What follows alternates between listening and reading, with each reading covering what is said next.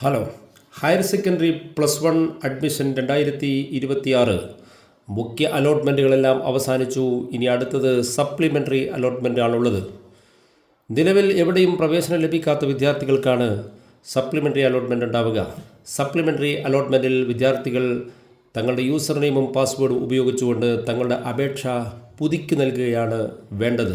അപേക്ഷ പുതുക്കി നൽകാത്ത വിദ്യാർത്ഥികളെ ഒരു കാരണവശാലും സപ്ലിമെൻ്ററി അലോട്ട്മെൻറ്റിൽ പരിഗണിക്കുകയില്ല. നിലവിൽ കഴിഞ്ഞ 3 allotment, first allotment, second allotment, third allotment, ഈ 3 അലോട്ട്മെൻറ്റിലും എവിടെയും പ്രവേശനം ലഭിക്കാത്ത വിദ്യാർത്ഥികൾക്കാണ് സർക്കാർ സപ്ലിമെൻ്ററി അലോട്ട്മെൻറ്റ് കൊണ്ടുവരുന്നത്.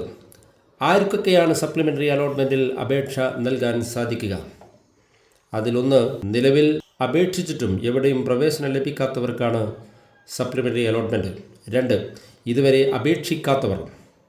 3, 10ാം ക്ലാസ്സിൽ സേ പരീക്ഷയിൽ വിജയിച്ച വിദ്യാർത്ഥികൾ.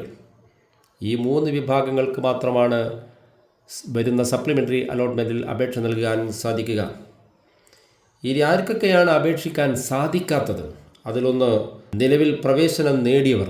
നിലവിൽ ഏതെങ്കിലും കോട്ടയിലൂടെ, ഫസ്റ്റ് അലോട്ട്മെൻറ്റിലോ സെക്കൻഡ് അലോട്ട്മെൻറ്റിലോ തേർഡ് അലോട്ട്മെൻറ്റിൽ മെറിറ്റ് കോട്ടയിലൂടെയോ അതല്ലെങ്കിൽ മാനേജ്മെൻറ്റ് കോട്ടയിലൂടെയോ അല്ലെങ്കിൽ കമ്മ്യൂണിറ്റി കോട്ടയിലൂടെയോ ഏതെങ്കിലും ഒരു കോട്ടയിലൂടെ പ്രവേശനം നേടിയ വിദ്യാർത്ഥികൾക്ക് സപ്ലിമെൻ്ററി അലോട്ട്മെൻറ്റിൽ അപേക്ഷിക്കാൻ സാധിക്കുകയില്ല. മറ്റൊന്ന്, അലോട്ട്മെൻറ്റ് ലഭിച്ചിട്ടും അഡ്മിഷൻ എടുക്കാത്ത വിദ്യാർത്ഥികൾ. അലോട്ട്മെൻറ്റ് ലഭിച്ചിട്ടും പ്രവേശനം നേടാത്ത വിദ്യാർത്ഥികൾക്കും ഈ സപ്ലിമെൻ്ററി അലോട്ട്മെൻറ്റിൽ അപേക്ഷിക്കാൻ കഴിയില്ല. മൂന്നാമത്തേത്, അഡ്മിഷൻ എടുത്തതിന് ശേഷം TC വാങ്ങിയ വിദ്യാർത്ഥികൾ, അഥവാ ആ പ്രവേശനം നേടിയതിന് ശേഷം ട്രാൻസ്ഫർ സർട്ടിഫിക്കറ്റ് വാങ്ങിയ വിദ്യാർത്ഥികൾക്കും ഈ അലോട്ട്മെൻറ്റിൽ അപേക്ഷ നൽകാൻ സാധിക്കുകയില്ല.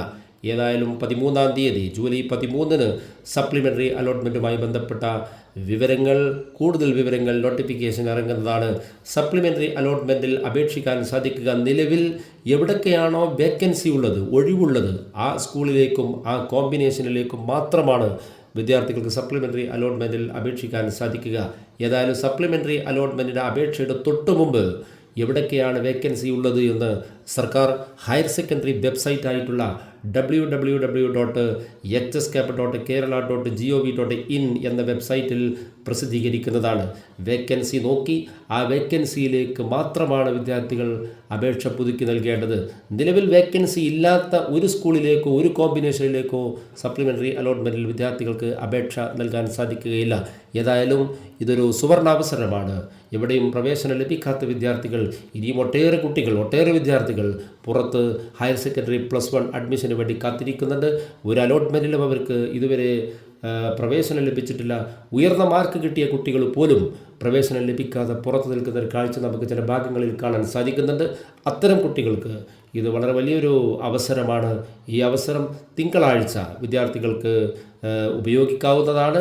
സപ്ലിമെൻ്ററി അലോട്ട്മെൻറ്റിൽ നിലവിലുള്ള അപേക്ഷ തങ്ങളുടെ യൂസർ നെയിം, 10 യൂസർ നെയിമും അതോടൊപ്പം തന്നെ പാസ്വേഡും, നേരത്തെ ലഭിച്ചിട്ടുള്ള പാസ്വേഡ് ഉപയോഗിച്ചുകൊണ്ട് കാൻഡിഡേറ്റ് ലോഗിനിലൂടെ വിദ്യാർത്ഥികൾക്ക് സ്വയം തന്നെ വളരെ എളുപ്പത്തിൽ തങ്ങളുടെ അപേക്ഷ പുതുക്കി നൽകാവുന്നതാണ്.